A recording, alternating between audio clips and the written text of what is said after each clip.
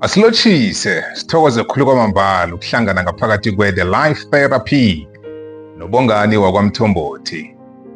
Bakwethu siyanivusela lapho nikhona, sithemba ukuthi niphilile, niphatheke kuhle. Ngiza kuwe ngenkulumo ethi sibawa khulu kodwana sithokoze kancane. Sibawa khulu kodwana sithokoze kancane. Nasingakhe sithathe ijima, mhlawumnye siphuma ijima lokubuthelela imbawo zabantu, ingasi iSouth Africa kwaphela kodwana iphasi lonke. Uzokubona ukuthi singabuya pheze namaphepha angangani agcwele imbawo zabantu ngezinto abazibawako nabafuna ukuba nazo. Khonokho sililandelise ngejima elibuyisela abantu ekuthokozeni,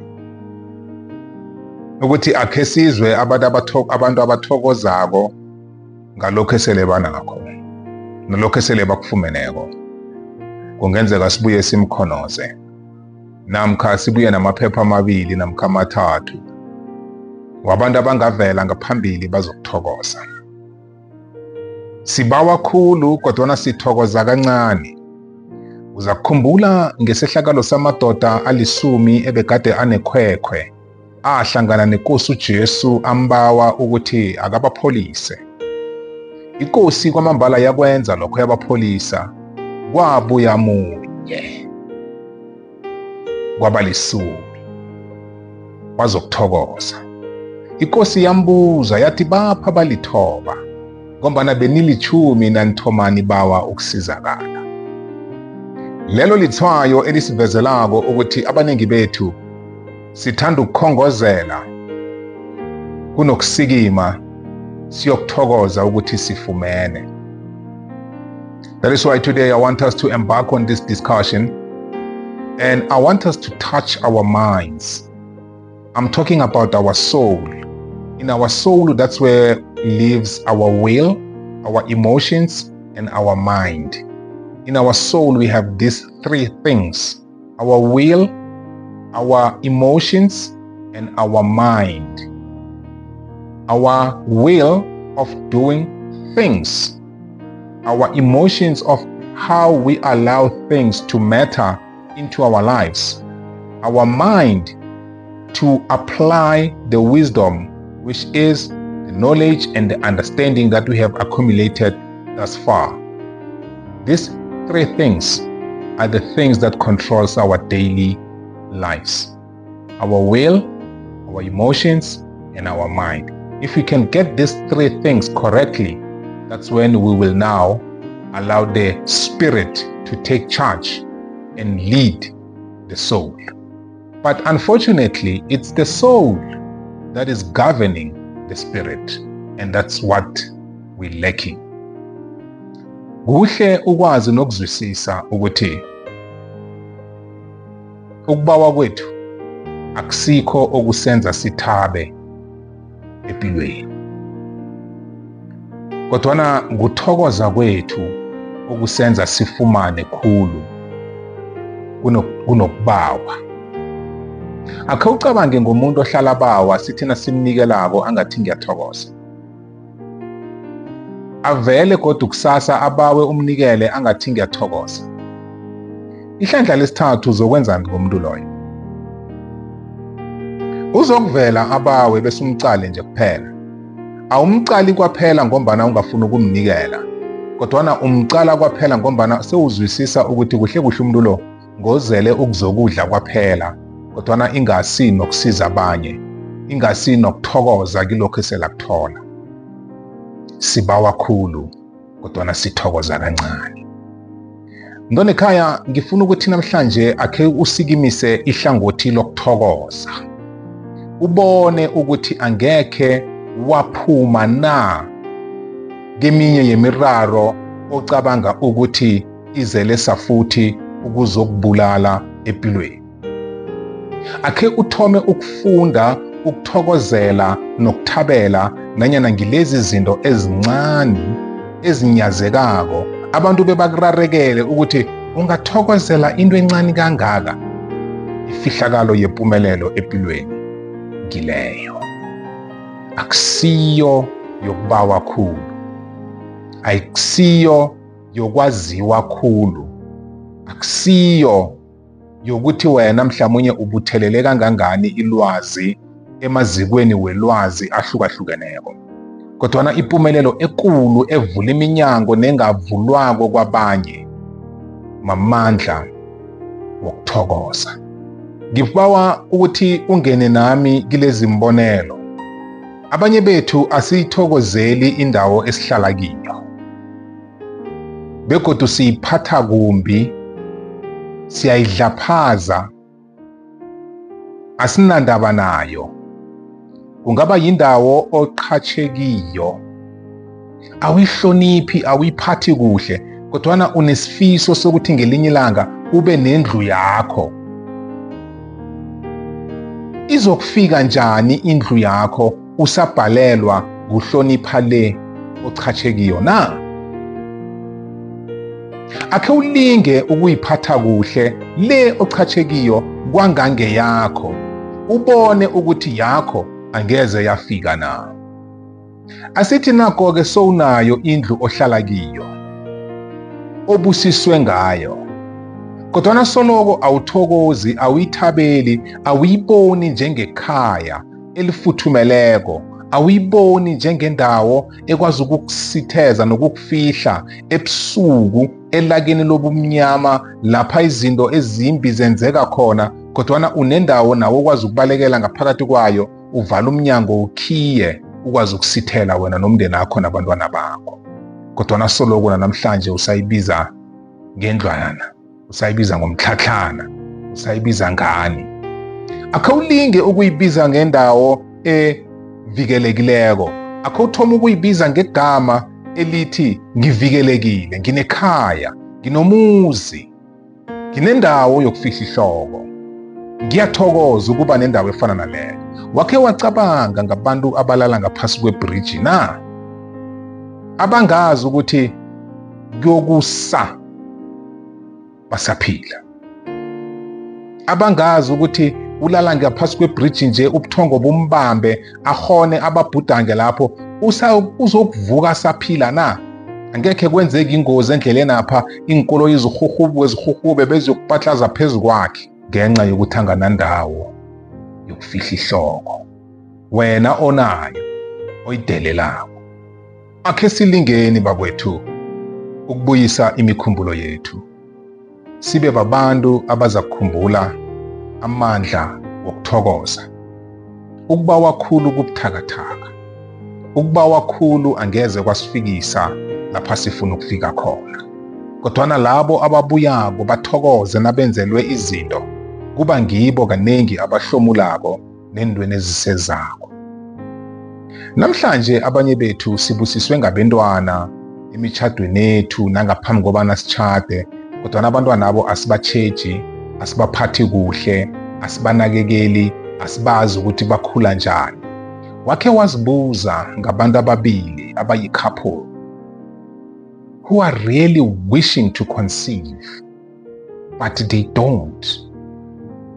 They have tried many options. They went to many doctors trying to find a solution, but none is coming forth. And yet you have been blessed with these children that you are neglecting so much that you don't even think about them. You don't appreciate them. You complain ukuthi ngathana abantwana babe bangekho ngangiphila kamnandi, ngangidla imali yami kamnandi. How about you change your mind and start to appreciate these little ones? They are a gift that no one can give it to you except the Creator himself. Sibawa khulu, sithokoza kancane. Akhe ukhumbule ngomuntu ongasebenziko. Akhe uthatha ikhambo ngesinye isikhathi uvakatshela amalokitshi, uvakatshela indawo la kunabantu abaningi, abantu abatsha, abajamileko, abanye basemarobodini bahaga amabhodi bafuna umsebenzi, abanye bakuma-hardware babhala amabhodi baxola imisebenzi abayenzako, kodwana akunamuntu ovelako ukuthi abachache. Abanye sebasemakhaya sebalahle nethemba, bagega nomthunzi, akunalitho abalenzako. Bayafisa ukuthi ngelinye lamalanga kungakhe kuvela umsebenzi nabo bayokusebenza. Kodwana wena nakula ukhona, awuthokozeli umsebenzi owenzako, awuhloniphi umsebenzi owenzako, awuthandi umsebenzi owenzako. Kodwana kungiwo okwenza ukuthi ube nendawo yokuhlala, ube nekoloyi yokuhamba ngayo, abantwana baye esikolweni, ube nokudla, ube nezambatho, ube nalokhu onakho, kodwana uyawunyefula, uyawudelela, uphatha amakhwakhwa. Sibawa khulu, kodwana sithokoza kancane. Lona ekhaya ngiza kuwe ne-The Life Therapy namhlanje ukuzokubawa ukuthi tjhugulula indlela ocabanga ngayo, tjhugulula indlela ocala izinto ngayo, tjhugulula indlela okhuluma ngayo endweni esele unazo, tjhugulula indlela ophatha lokho nakho ngayo. Thoma ukuphatha lokho nakho njengelifa elikhulu, thoma ukuphatha lokho nakho njengegugu elikhulu, thoma ukuphatha lokho nakho njengesibusiso esikhulu.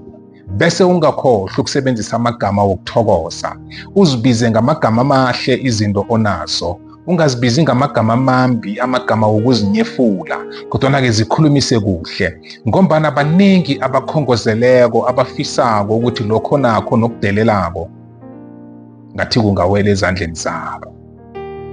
Unobaba otshade naye, unomma omthetheko, kodwana anizwani, niyalwa, niyanghwarana, nibanga izinto zephasi. Omunye uphandliwe, inyawo lakhe lisesengaphandle, akakangeni ngokupheleleko ngaphakathi kwalo mtjhado. Usafuna izinto zephasi zimthikameze. Zibuze ukuthi bangakhi abantu ababhujelweko ababofelokazi namhlanje, ababafelwa namhlanje, abafisako ukuthi ngathana iinthandwa zabo akhange zikhambe msinya, ngenxa yokubazwisisa ukuthi kubuhlungu kangangani ukuba wedwa kulipilo. Akhe uvakatshele amakhaya lapha kungasanababelethi khona, abantwana basele bodwa, ubone ukuthi ngilento oyifunela abantwana bakho na, lento yenu yokunghwarana, yokungathabelani, yokungahloniphani, yokungaphathani kuhle insaphi. Sibawa khulu, kodwana sithokoza kancane. Akhe uthoma ukuthokoza ukuthi nginobaba ongithetheko, nginomma engimthetheko. I have a partner. I'm not alone. Let me start to love my partner. Let me start to respect my partner. Let me start to work with my partner. Let us build together. Be reminded today with this message, my brothers and sisters. Go and check people who are divorcing out there and check their reasons why they are divorcing, and start to appreciate your marriage and start to respect one another. Refrain from abuse activities. Refrain wholeheartedly so. Refrain from abusing one another. Love one another. The reason you decided to become a couple, it's because of love. Let it be love that is conquering all. Asibuyiseni imikhumbulo yethu. Ngikwethulela i-The Life Therapy namhlanje ngokukholwa ukuthi kunengo zokufunda. Sibawa khulu, kodwana sithokoza kancane. Wena ekhaya sesiyiqedelela inkulumo yethu namhlanje. Siqedelela ngokuthi ngithi kuwe, ilifa elikhulu umuntu angaba nalo empilweni akusiyo imali, kodwana ngokuba nomzimba ophilileko, a good health. Ilifa elidlula wonke amafa ngokuba nempilo. Baningi abantu abanothileko abaleleko embhedlela, imalabo engasana kubathabisa nokubenzela ndothizeni, into abayifunako kwaphela ukuthi ngathana bangayithola umuntu ongeza mhlawumunye abathandazele baphole namkha abaseze ipilisi thizeni baphole, kodwa nakwenzeki lokho. Wena ihliziyo isabetha kuhle, umkhumbulo usasebenza kuhle, izandla zakho zisakwazi ukubamba, inyawo zakho zisakwazi ukugijima, ithambo lomgogodlo lisakuthwele ukuthi ujame rwe, ingazi ziphilile, amehlo asabona, indlebe ziyezwa, imizwa iyaphila. Uyakwazi ukwenza konke okwenziwa umuntu ophilileko. Abaningi bayakufisa lokho. Abanye bazinwaya amagulo ahlukahlukeneko. Abaningi balinga ukuzithinditha amathwenyeko ahlukahlukeneko empilweni zabo. Kodwa na wena usaphilile. Awunawo amathwenyeko wezempilo. Usakwazi ukuvuka, usakwazi ukwenza nanyana yini ofuna ukuyenza ngomzimba wakho. Kodwa na usangonguyila. Ungonguyila ngezinto ezifuna imali. Asithi uba nayo-ke imali bese awubi nepilo. Izokwenzelani? Izokwenzelani? Sibawa khulu, sithokoza kancane. Namhlanje ngithi kuwe, funda ukuthokoza khulu, wehlise ukuratharatha nokufisa khulu nokubawa khulu. Ngombana okuzasenza sikwazi ukufinyelela konke sifuna ukuba nakho, uthokoza ngehliziyo epheleleko. Omunye nomunye umuntu uyafisa ukwenzela umuntu onokumthokoza nakamphindwe ethileko. Uthatshiswa bowubusiswa ngokuthi lo muntu uyalemuka ukuthi lokho amenzele khona kusisisa esihle. Nakithi akube njalo. Nasingafunda ukuthokoza, sizokhona ukuthi sifinyelele nalokho ebekade sicabanga ukuthi angeze sakufinyelela empilweni. Yona ekhaya le yi-The Life Therapy nobongani wakwaMthombothi. Bengithi kuwe namhlanje, chugulula indlela owenza izinto ngayo. Ungasabawa khulu, kodwa nathokoza khulu. Thokozela nokuncane. Thokozela nokuncane. Ngiza kuzwa ngama-comments wakho. Siyatholakala ku-Facebook page The Life Therapy, nakubongani Mthombothi in brackets The Life Therapy, YouTube The Life Therapy, another YouTube channel Bongani Mthombothi The Life Therapy. Sithokozile, zima nibusise.